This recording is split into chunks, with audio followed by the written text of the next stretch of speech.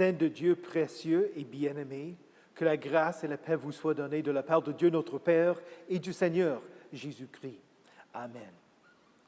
Le 30 septembre 1938, le Premier ministre britannique a annoncé un accord de paix entre la Grande-Bretagne, la France, l'Italie et l'Allemagne. Neville Chamberlain dit « La résolution du problème tchécoslovaque, qui est maintenant complète, est, selon moi, le simple prélude à une résolution plus large où toute l'Europe pourrait trouver la paix. » Il ne s'est pas rendu compte qu'il venait de signer un accord avec celui qui allait être son ennemi le 1er septembre l'année prochaine. C'est comparable à la situation dans laquelle Ézéchias, le roi de Juda, s'est trouvé en Ésaïe chapitre 39. Le roi de Babylone lui envoya une lettre et un cadeau. Cela réjouit tant Ézéchias qu'il montra aux envoyés tous les endroits où étaient ses objets de valeur, l'argent et l'or, les aromates et l'huile précieuse, tout son arsenal et tout ce qui se trouvait dans ses trésors. Ézéchias leur montra absolument tout dans son palais et sur son territoire. Ézéchias pensait que les Babyloniens vivaient si loin d'Israël qu'ils étaient ses amis. Ésaïe explique à Ézéchias « Écoute la parole de l'Éternel, le Maître de l'univers. Les jours viendront où l'on emportera à Babylone tout ce qu'il y a chez toi et que tes ancêtres ont accumulé jusqu'à aujourd'hui. Il n'en restera rien, dit l'Éternel. » La parole de jugement qu'annonce Ésaïe est comme si quelqu'un s'était approché de Neville Chamberlain et lui avait dit « D'ici un an, vous serez en guerre contre l'Allemagne. » Imaginez donc que celui qui annonça la guerre à Chamberlain avait continué. Mais ne désespérez pas. Après 5 ans de guerre, il y aura enfin la paix. Et voilà la consolation qu'annonce Ésaïe au chapitre 40. C'est un message de soutien pour le peuple quand il partit vivre en exil, quand le peuple se demanderait si Dieu les avait abandonnés ou si les dieux babyloniens avaient vaincu l'Éternel.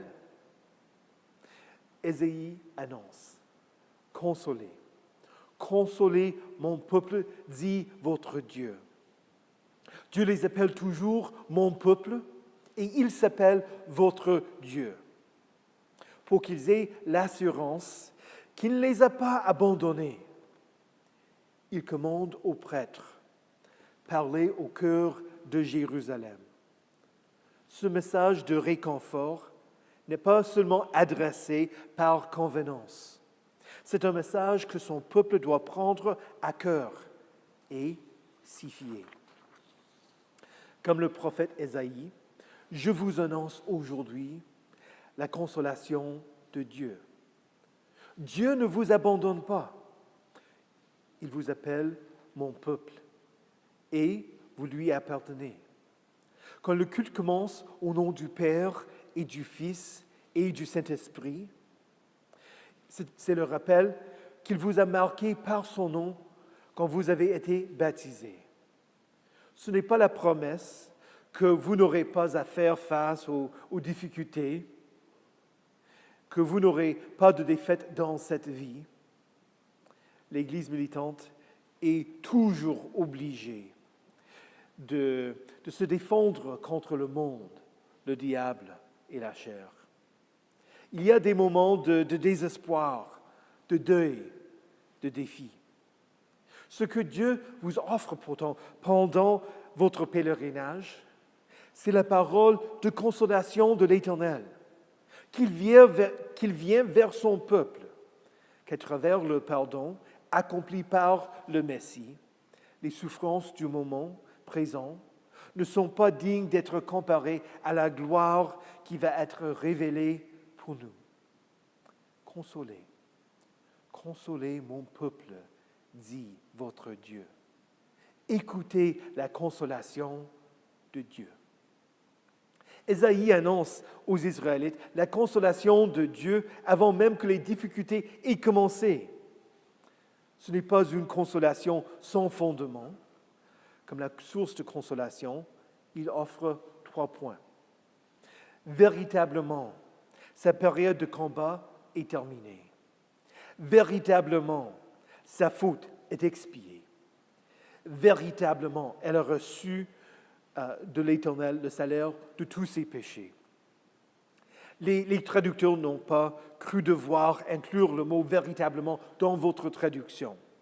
Mais en hébreu, il y a un mot pour exprimer la certitude de chacune de ces promesses. Pour Israël, le pardon des péchés n'était pas accompli par leur souffrance, par le temps en exil. Pas du tout. Il n'a pas payé le prix pour son salut. Dieu annonce et Dieu accomplit toutes ses promesses à travers son Messie. Dieu expie la faute de son peuple. En hébreu, le texte dit même que l'Éternel a payé le prix double de leurs péchés. Il a tant payé que les Israélites ne pouvaient en rien contribuer à leur salut. Il en va de même pour vous. Jésus, qui est la vérité, incarné, a gagné la victoire contre vos ennemis. Jésus a expié tous vos fautes. Le prix que Jésus a payé pour vos péchés était le double. Vous n'avez rien à faire pour contribuer à votre salut. Voilà la source de consolation pour votre salut. Que votre Seigneur, que l'Éternel vienne à vous. Que l'on soit préparé ou non, l'Éternel vient. La voix annonce, préparez le chemin de l'Éternel. Faites une route bien droite pour notre Dieu dans les endroits arides. Dans le Moyen-Orient, personne ne planifiait les chemins. Les routes étaient tortueuses parce que les ânes prenaient toujours la route la plus facile et tout le monde la suivait. La route était plus longue avec des va-et-vient parce que monter une colline tout droit en portant un fardeau aurait été trop fatigant pour le bête. L'un suivait toujours le chemin le plus facile. La voix nous appelle à ne pas suivre le chemin le plus facile. Jésus dit, entrez par la porte étroite. En effet, large est la porte, spacieux le chemin menant à la perdition, et il y en a beaucoup qui entrent par là. Mais étroite est la porte. Resserrez le chemin menant à la vie. Pourtant, l'image n'est pas celle du peuple qui, par son obéissance à la loi, inaugure l'ère du Messie. La parole « Préparez le chemin de l'Éternel » est annoncée pour que vous vous rendiez compte jusqu'à quel point vous n'êtes pas prêts à accueillir le Messie. C'est un appel à se repentir pour que votre façon de vivre soit tout droite. Ce n'est pas que vous vous rendiez digne du Seigneur par votre repentance, mais que vous repentiez parce que le Seigneur vient à vous. La gloire de l'Éternel sera révélée et au même instant, tout homme la verra. Oui, c'est l'Éternel qui l'affirme. Jésus vous révèle l'Éternel qui vient vous sauver. Suivez le chemin du Seigneur. Pourquoi? Parce que cette vie est courte.